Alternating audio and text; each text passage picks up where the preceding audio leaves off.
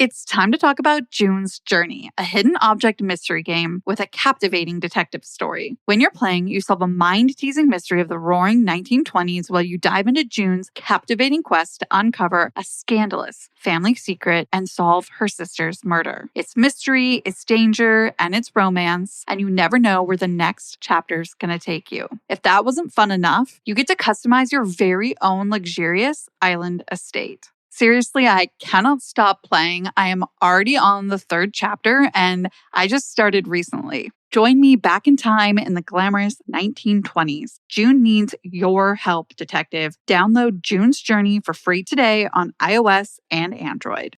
Is your daily grind getting you down? A ThermoSpa's hot tub may be the solution. Just a few minutes under those powerful soothing jets, and all your stress seems to melt away, like you're lying on a cloud of bubbles. You'll not only feel better, but sleep better too. Call 877-861-4672 now, and for a limited time, save $1,250. Call 877-861-4672 or visit thermospas.com to schedule a free on-site assessment. This podcast may discuss topics graphic in nature and possibly triggering to survivors. We value the safety and well-being of all of our listeners, so please practice personal discretion. Now, enjoy the show. Hey, I'm Paige. And I'm Natalie.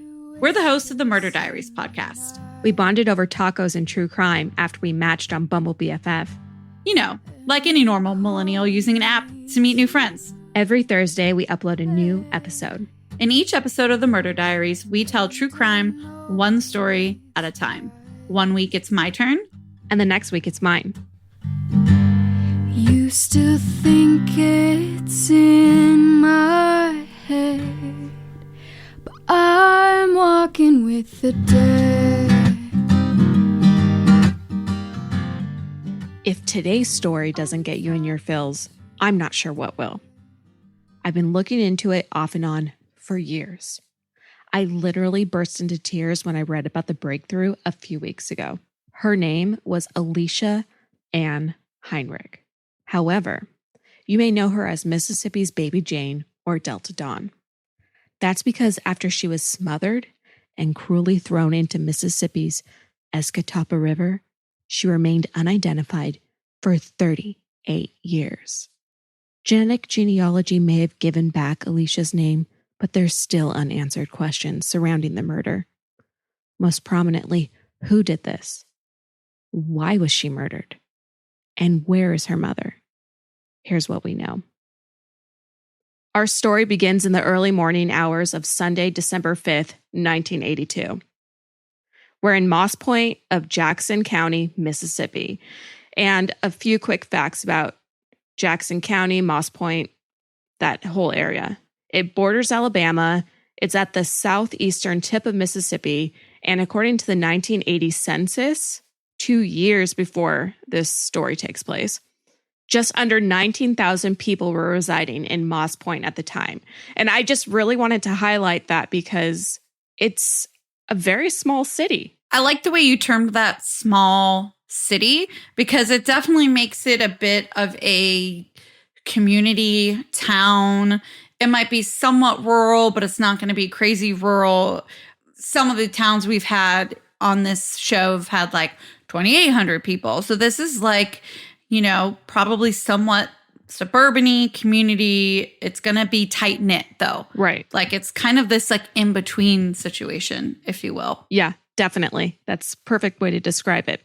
Now, back to Sunday, December 5th, 1982. A truck driver named Ted Hammond was traveling along Interstate 10 through Jackson County and crossed what he referred to as the Big Bridge when he reported seeing the body of a woman wearing a blue plaid shirt and jeans floating face down in the Escatawpa River, which was known as the Dog River at the time.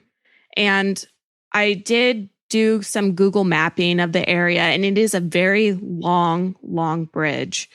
And there's not much out there.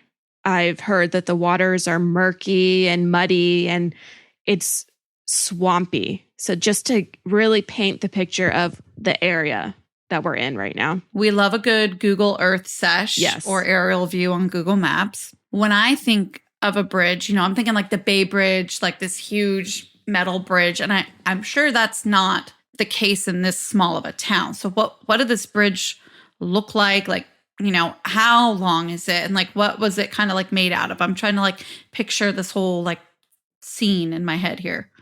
Is your daily grind getting you down? A ThermoSpa's hot tub may be the solution. Just a few minutes under those powerful soothing jets, and all your stress seems to melt away, like you're lying on a cloud of bubbles. You'll not only feel better, but sleep better too.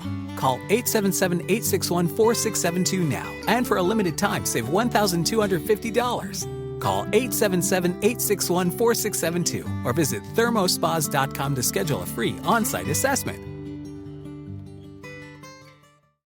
Is your daily grind getting you down? A ThermoSpa's hot tub may be the solution. Just a few minutes under those powerful soothing jets, and all your stress seems to melt away, like you're lying on a cloud of bubbles. You'll not only feel better, but sleep better too. Call 877-861-4672 now, and for a limited time, save $1,250. Call 877-861-4672 or visit thermospas.com to schedule a free on-site assessment.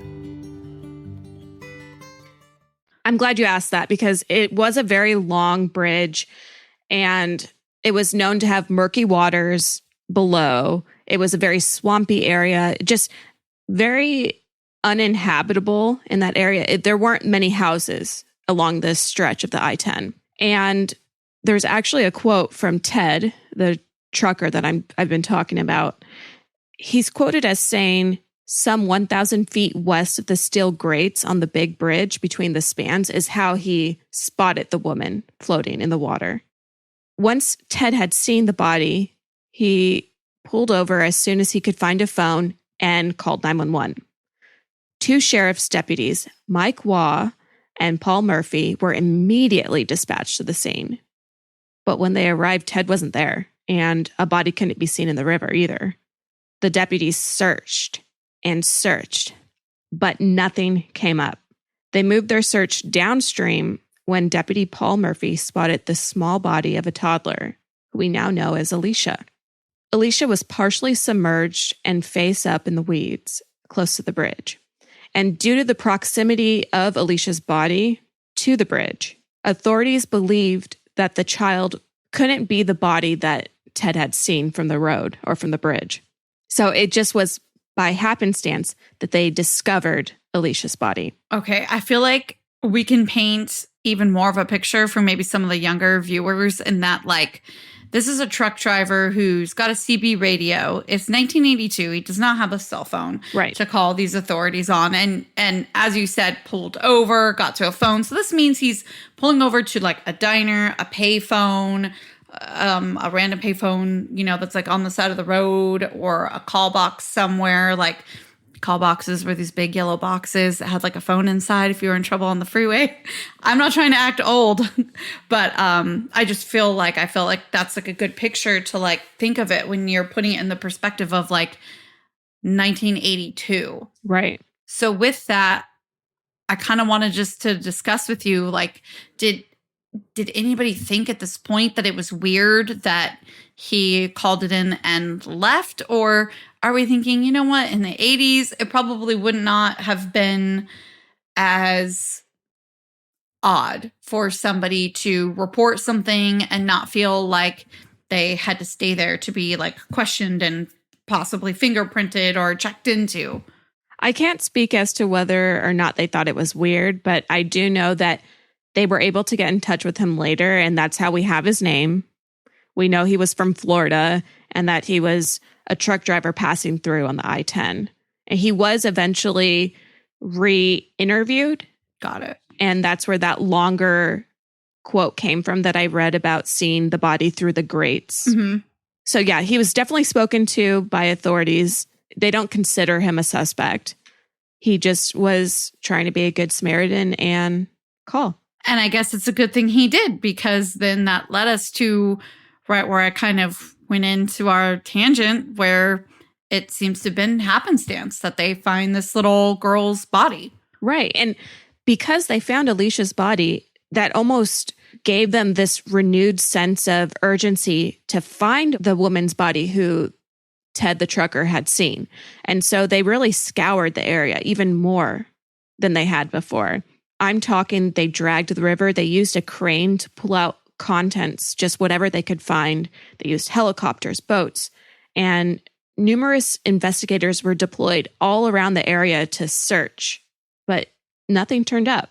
Is it bad? I'm kind of wondering, like, what the hell did they find in this murky water? Like, what were they pulling out? I bet there was some crazy stuff. Well, there actually was a lot more crazy things than you would expect, because another body was found, but it wasn't the woman's. What is with this river and these like bodies that, I mean, I know they don't magically appear, but it's crazy. This person is now believed not to be connected to the case, but I just want to give him a little bit of exposure here. They did find the skeletal remains of an African-American man on December 8th, so less than a week after ALISHA was discovered. And they believe him to be between the ages of 18 and 22. He had been there for 6 months, submerged in water, so they know that... So definitely not magically appearing. Not magically appearing, and also not along the same timeline as ALISHA, because it was soon revealed that she had been there for about 2 days. And this area isn't huge. So, like, who is killing these people and dumping them in this river? To this day, the man still remains unidentified. They found ALISHA. They found the unidentified skeletal remains of the man, but they never found the woman that inspired that trucker's phone call, which is eerie. Yeah. And it just lends itself to all the questions that surround this case. And I'm going to get into them. So let's dive in. The local coroner performed an autopsy on ALISHA and discovered that she had been smothered prior to being thrown into the river. However, murky water was found in ALISHA's lungs. That means she was alive when she was put into the water. Yes, it proved ultimately she had died via drowning, because the water wouldn't have been able to get in her lungs if she had been dead prior to getting into the water. Right. Conscious or not, she was still breathing in water. That is frightening. And that also makes me think that had she been smothered, whoever put her in that water probably already thought she was dead and didn't really know. Exactly. Because if they just wanted to drown her alive, if that's the right terminology, then they would have just done that. Exactly. And I just want to give a further description of what ALISHA looked like. She was a toddler, around 18 months old. She was 2'6", so 2 feet 6 inches tall, and weighed about 25 pounds. Ugh. Her hair was strawberry blonde, and for the longest time, police weren't able to figure out what eye color she had, just because of her being in the water for so long. Her eyes were clouded, Yeah. but they believed they were around blue or green, something like that. And so you'll see in a lot of the sketches and images throughout the years, they'll either have a variation of those color eyes. I can only imagine that, like, this little sweet face was haunting for these last almost 40 years. Yeah.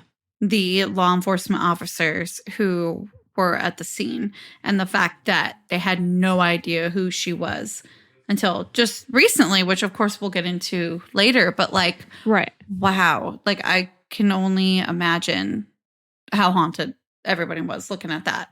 And I think they were haunted and just troubled by all the questions of how could she have gotten in there? And this was a really well-nourished and cared for child. She had a really cute outfit on that was pink and white checkered dress. It had flowers on the front. She had a disposable diaper on. She had 12 teeth. She didn't appear to be like malnourished at all. She gave all appearances of being raised in a healthy environment. Was there any missing persons bulletins kind of going out in the area? Was anybody looking for a little girl that was strawberry blonde with blue or green eyes? No. And that's the sad part. No one was looking for her. And because she wasn't claimed at the coroner's office, later that month in December 1982, Jackson County Sheriff's Deputy Virgil Moore and his wife adopted ALISHA. And I use adopted in quotes because really what they were doing was being the responsible party to give her a proper burial. And they actually hosted a funeral for her with 200 people in attendance. That is really sweet to hear that there were 200 people honoring her little life. And also just a little perspective tangent. Funerals are very, very expensive. So it's really heartwarming and puts into perspective what kind of people they were to do this for her. And not that, you know, anybody missing or murdered doesn't deserve that. That's exactly what they do deserve. It just happened to come from people who didn't know her and kind of still didn't. Yeah, and that's what makes it so beautiful. Right. It's very beautiful and just really reminds you that humanity doesn't always suck. And in addition to her burial, she was gifted a headstone, and the headstone reads, Baby Jane, known only to God. So it's Baby Jane, like Jane Doe. Correct. And she wasn't just known as Baby Jane in the Mississippi area. They also gave her the name Delta Dawn because that's kind of where she was found, in the Delta, by the bridge in the Dog River at the time. It's kind of morbid. It's morbid, but they did it so that she wouldn't be confused with other Baby Janes. I see it. If that makes sense. It gave her an identity without having to guess or, you know, make assumptions about who she was. Well, and I guess it lives in the truth that, look, this is not a pretty situation. We've got a little, basically, baby here. Right. That was found in this water. Like, let's not pretend it's something that it's not. But also, it's not super gory. Mm-hmm. So I could see where it worked. And that's where she stayed. She was interred at the Jackson County Memorial Park for 25 years. And in 2007, a memorial service was held for the unknown child to raise awareness for the case. They wanted to get her picture out there. They wanted to get her story out there. Maybe someone unfamiliar with the case would see the picture or hear the story and say, that's a little girl that I know that's missing. A year later, so we're talking 2008, law enforcement made the decision to exhume her in the hopes of a possible identification. Were they just checking in because technology had advanced so much so that way they felt like if they re-looked at this body and got different DNA evidence or new DNA evidence, because we were talking 1982, is that sort of like the angle that we're coming from to get more information and DNA? 100%. They wanted to be able to catch up with the times and really use whatever resources they had available to them and apply them to this case. It really shows you that the community did not forget, because you can imagine maybe some of the original law enforcement officers, of course, were still on duty, but like we've got new people and new faces probably within law enforcement there too. Right. And so the community just isn't letting go. And I think that this is a really interesting time of what would have been her life that this is all happening too. If we put it in perspective of this little girl's life, at this time in her life, she would have been most likely getting ready to celebrate, you know, a 10-year high school reunion very soon at this point, you know, within a few years. I'm assuming she was born around between 80, 81-ish. So yeah, she would have been getting ready to celebrate a 10-year reunion, maybe, you know, looking towards getting married at that point, maybe would have just graduated college within the last few years. Like there would have just been so much going on in her life. So it's interesting to see that they're exhuming and bringing new life and activity into her story and her case. Exactly. And so they exhumed the baby's body, they collected her DNA, and they entered that sample into the data registry for the National Missing and Unidentified Persons System, otherwise known as NamUs. And they also entered it into the National Center for Missing and Exploited Children. But again, they'd have to wait a few more years until they really got the answers that they were looking for. That is until very, very recently. The break in the case came after the DNA was received by Othram, a state-of-the-art DNA laboratory in Houston. They were able to match Alisha's DNA with family members in Missouri. And this led investigators to travel there and confirm with the family that the missing child was Alisha. So my mind is abuzz. Where has this Missouri family been for almost 40 years? And if they are more distantly related, as we know that they can start from distant and work their way in for identification purposes, did we get a hold of her parents? Are her parents alive? Like, where's her mom? I'm so glad you asked, because I was wondering the same things. How could this little girl be out there on her own? Where were the people that cared for her and had her in this healthy environment? Where were they? And that's when we find out that Alisha's mom has also been missing for almost 40 years. Her mom, Gwendolyn May Clemens, also known as Gwendolyn May Clemens Heinrich, same last name as Alisha, was 23 years old in November of 1982. And she was recently divorced from Alisha's dad and looking to start a new life. She had a new boyfriend whose name hasn't been released by the police because he technically is a suspect, although we now know that he has been deceased for quite some time. Oh, okay. But at the time, this was a couple that was still relatively fresh and new, and they were looking to start a life together. Mm-hmm. Gwendolyn told her family that they were leaving and heading to Florida to start a new life together. And so on Wednesday, November 24th, 1982, Gwendolyn, Alisha, and the unnamed boyfriend left their family home and supposedly made their way to Florida. That was the last time anyone ever spoke to them or saw them alive.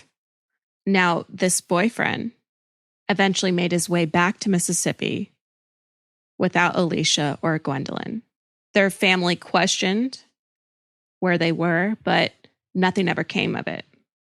So they hoped and prayed that, this young woman and her young daughter were alive somewhere, living a good life.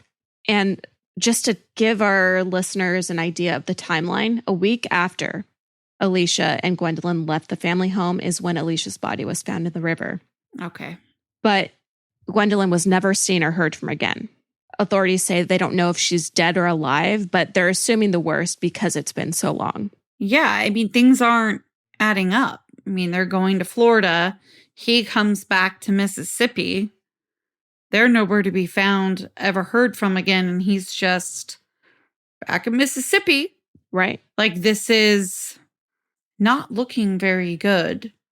Now, he's deceased, and we'll wait for our answers before we jump to conclusions. We'll let law enforcement do their thing, but this is so confusing. Exactly. It leaves so much up in the air as to what happened in those 9 days from their last known sighting to when Alisha's body was found. There are some eyewitness reports that state that a woman was seen carrying a toddler on December 3rd, so just a couple of days before Alisha's body was found. She was reportedly seen around midnight and 1 a.m. carrying the child on Highway 63. Well, that's why someone would remember that as notable, because she was on a highway in the the middle of the night, basically. And, right. And she had a toddler who has a toddler up and awake at that hour, just strolling the highway. Right. And the toddler was barefoot and coatless. I want to be upfront with our listeners. I don't know if this was Alisha and Gwendolyn. Right. The police don't know if it was Alisha and Gwendolyn. But it's still possible. I think it's a very real possibility that it was, and that's why I'm including this eyewitness report in the case. Yeah, I mean, it's part of the case. It's being reported as part of it. It's important as we get answers. Of course, they'll be taking this into consideration too. Right. And to just further emphasize the possibility that it was Gwendolyn and Alicia is the fact that the woman's description matches the body that the trucker did see floating in the river. An eyewitness who came forward in the years that followed told investigators that she had been monitoring the CB radio on the night of December 3rd, and there was a lot of chatter about a woman and a child walking down the interstate and being in distress and refusing help from those who had offered it. And so they really, truly believed that it was them. Yeah, I mean, how many strange situations like this can you have in one area that aren't connected in some way? Especially when you see a woman and a child of approximately the same age. It doesn't seem like it would be a coincidence. I mean, if you were talking a big city, we might take that sighting a little more cautiously. But when you're talking about this general area and they're matching up to descriptions, it's definitely of importance and a larger possibility. To this day, Gwendolyn remains a missing person. Wow. She is estimated to be between 5'2" and 5'8", weighing 105 and 135 pounds. She has hazel eyes and strawberry blonde hair. If you have any information about this case, please contact the Jackson County Sheriff's Office at 228-769-3024. And in terms of where Alicia's case is, it's still considered an ongoing and active investigation because while we do know who Alicia is, she's been given her name back, we still don't know who did this. We don't know why they did it, and we don't know where her mother's at. I'm not really one to support theories when there is still an ongoing investigation. But I feel like because this story is so, I mean, it's almost 4 decades old. I feel like it's okay to kind of throw out some of the theories that are believed to be what could have happened. Okay. And I kind of have one too. All right. So I'm going to name 3. The first one is Gwendolyn threw Alicia over the bridge and then killed herself in a murder-suicide. And this is a lot of people's theory because of the woman in distress seen walking on the bridge the night before. The second theory is that Ted Hammond, the man who called the police to report the woman's body he had seen, had something to do with the disappearance. I don't really believe that because I feel like he would have had more evidence against him. That only really works if we knew or understood that, much like that other highway sighting, that it was more typical that she did that at this time, walked a highway at more dangerous hours, and he came upon them as a truck driver. Right. But yeah, I'm with you. Not as likely, in my opinion. And the third theory is that Gwendolyn's unidentified boyfriend murdered Gwendolyn and Alicia. I feel like this is probably pretty close. I believe more that it was either a murder-suicide or that it was her boyfriend that did it. I would lean a little more towards, if we're just talking these theories, more murder-suicide. So what these theories aren't taking into account, in my opinion, is that her body was never found to even confirm that she was dead. Right. Now, I know that there are certain things and certain laws in states that say, oh, if you've been missing for this long, you're presumed dead, and you can, get things changed to notate that and, take care of estates and stuff as such. But it just makes me wonder, like, if it wasn't more of a murder attempted suicide and the suicide never happened, because where did the body go? So the only other option is if someone did murder them, that somehow Gwen's body was moved somewhere else.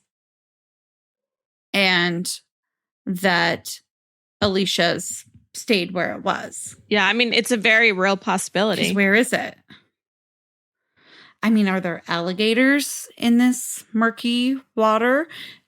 Which is grotesque to think about. So, I mean, there is a possibility of, an animal in between Ted calling, the truck driver calling and reporting, and then law enforcement being on the scene. But I mean, with a dead body, they're going to be there pretty quick, you would imagine.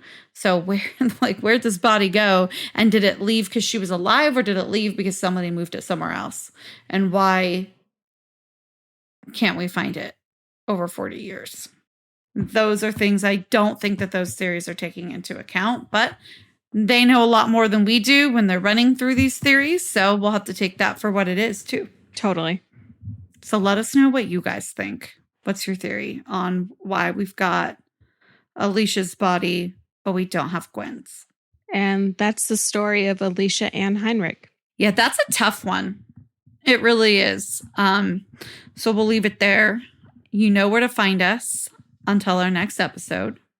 At the Murder Diaries Pod on Instagram, at the murderdiariespodcast.com, and at the Murder Diaries pod@gmail.com. And you guys know what I'm going to say, but I'm going to say it again.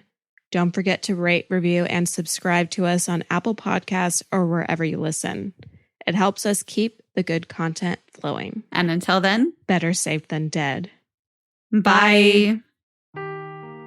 Seeking the truth never gets old. Introducing June's Journey, the free-to-play mobile game that will immerse you in a thrilling murder mystery. Join June Parker as she uncovers hidden objects and clues to solve her sister's death in a beautifully illustrated world set in the Roaring '20s.